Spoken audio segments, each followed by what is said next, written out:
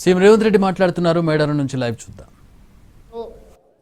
అదే విధంగా దేవాదాయ ధర్మాదాయ అటవీ పరిరక్షణ శాఖ మంత్రివర్యులు సోదరిమణి కొండా సురేఖమ్మ గారు, అదే విధంగా మిత్రులు మంత్రివర్యులు అడ్లూరి లక్ష్మణ్ గారు, అదే విధంగా స్థానిక పార్లమెంట్ సభ్యులు బలరాం నాయక్ గారు, వరంగల్ పార్లమెంట్ సభ్యురాలు సోదరిమణి డాక్టర్ కావ్య గారు, వారితో పాటు పాల్గొన్న శాసన మండలి సభ్యులు, శాసన సభ్యులు, ప్రభుత్వ సలహాదారులు, వివిధ కార్పొరేషన్లకు సంబంధించిన చైర్మన్లు, ఈరోజు అశేషంగా ఇక్కడికి విచ్చేసిన సమ్మక్క సారలమ్మ భక్తులకు, ఆదివాసీ మిత్రులందరికీ కూడా మనస్ఫూర్తిగా కృతజ్ఞతలు, అభినందనలు తెలియజేస్తున్న మిత్రులారా,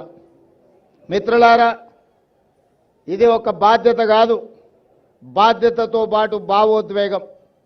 ప్రజాప్రతినిధిగా ప్రజా జీవితంలోకి వచ్చిన మొదటి రోజు నుంచి ఈ రోజు వరకు ఎప్పుడు అవకాశం వచ్చినా ప్రతి జాతరకు ఇక్కడికి వచ్చి సమ్మక్క సారలమ్మ ఆశీర్వాదం తీసుకొని ప్రజా జీవితంలో ప్రజలకు సేవ చేయాలన్న ఆలోచన పునరంకితమవుతూ పనిచేస్తూ వచ్చినాం.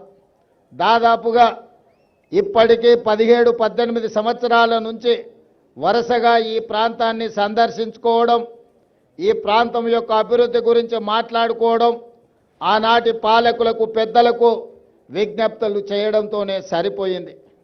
ప్రతిసారి ఎవరినో ఒకరిని అడగడం, వాళ్ళు ఏదో కొంచెము దానం ఇచ్చినట్టుగా ధర్మం చేసినట్టుగా వ్యవహరిస్తే మా జీవితాలకి ఇంతేనేమో అని మేము అనుకునే వాళ్ళం. కానీ 2023 ఫిబ్రవరి 6 నాడు ప్రజాపాలన తీసుకురావాలి, ప్రజల దగ్గరికి వెళ్ళి వారి సమస్యలు తెలుసుకోవాలని ఆలోచన చేసినప్పుడు ఎక్కడి నుంచి ఈ పాదయాత్ర మొదలు పెట్టాలి అని చర్చ జరిగింది. మిత్రులు చాలా రకాలుగా సూచనలు సలహాలు ఇచ్చిండ్రు. చివరికి నేను పెద్దలు వేం నరేందర్ రెడ్డి గారు ఆలోచన చేసి అక్కడో ఇక్కడ ఎక్కడో కాదు, మా ఇంటి ఆడబిడ్డ అయిన సీతక్క ప్రాంతం నుంచి మేడారం జాతర సమ్మక్క సారలమ్మ ఆశీర్వాదం తీసుకొని పాదయాత్ర మొదలు పెడదాం, ఒక సంకల్పం తీసుకొని బయలుదేరిన వాళ్ళు ఎవరు చరిత్రలో ఓడిపోలేదు. కాబట్టి ప్రజలకు ప్రజాపాలన అందించాలన్న సంకల్పంతో మనము సమ్మక్క సారలమ్మ ఆశీర్వాదం తీసుకొని బయలుదేరదామని ఆనాడు ఇక్కడి నుంచి పాదయాత్ర మొదలుపెట్టినాం. సరిగ్గా 2 రోజులు 3 రోజుల ముందే సీతక్కకు చెప్పినాం.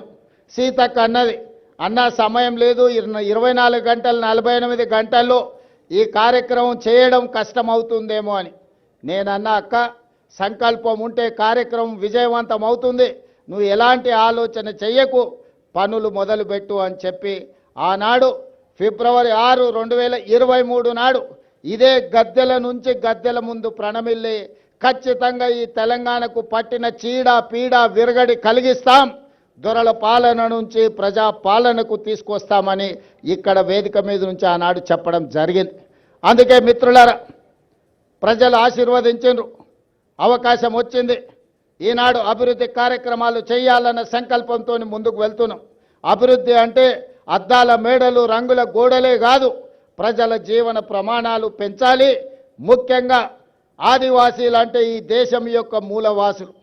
ఆ ఆదివాసీల యొక్క, గిరిజన సోదరుల యొక్క, లంబాడి సోదరుల యొక్క అభివృద్ధిని ఏ ప్రభుత్వం అయితే భుజాల మీద మోస్తుందో అదే ఆ ప్రాంతం యొక్క ప్రజల యొక్క అభివృద్ధి అని నేను సంపూర్ణంగా విశ్వసిస్తున్నా. అందుకే ఈనాడు ఆదివాసీ ప్రాంతాలలో, తండాలలో, గూడాలలో, మారుమూల పల్లెల్లో వాళ్ళ యొక్క సంక్షేమానికి, వాళ్ళ యొక్క అభివృద్ధి కార్యక్రమాలకి ఈరోజు ప్రభుత్వం ప్రణాళికలు అందిస్తుంది. ఈరోజు ప్రతి నియోజకవర్గానికి 3,500 ఇండ్లు, 4,50,000 ఇందిరమ్మ ఇండ్లు పేదోళ్ళకు అందించిన తర్వాత మరి ఆదివాసీలు గిరిజనులకు సరిపోవడం లేదు అని నా దృష్టికి ఎమ్మెల్యేలు తెస్తే ఐటీడీఏ ప్రాంతాలలో అదనంగా గిరిజనులకు, ఆదివాసీలకు మళ్ళీ 22,000 ప్రత్యేకంగా ఇండ్లు ఇచ్చి ఆదివాసీ బిడ్డలు ప్రతి వాళ్ళు సొంత ఇంటిలో ఉండాలి అని మన ప్రభుత్వం ఈరోజు ప్రణాళికలు తీసుకున్నది. ఈ విధంగా ఏ విషయం వచ్చినా వాళ్ళకి ఇవ్వాల్సిన వాటా కోట ఇవ్వాల్సిందే, అదనంగా ఇంకొంత ఇవ్వాలి. ఎందుకంటే దశాబ్దాలుగా వాళ్ళకు అన్యాయం జరిగింది, నష్టం చేకూరింది. కాబట్టి వాటిని సరిదిద్దడానికి ప్రయత్నాలు చేయాలి అని చెప్పి ఈరోజు మన ప్రభుత్వం ముందుకు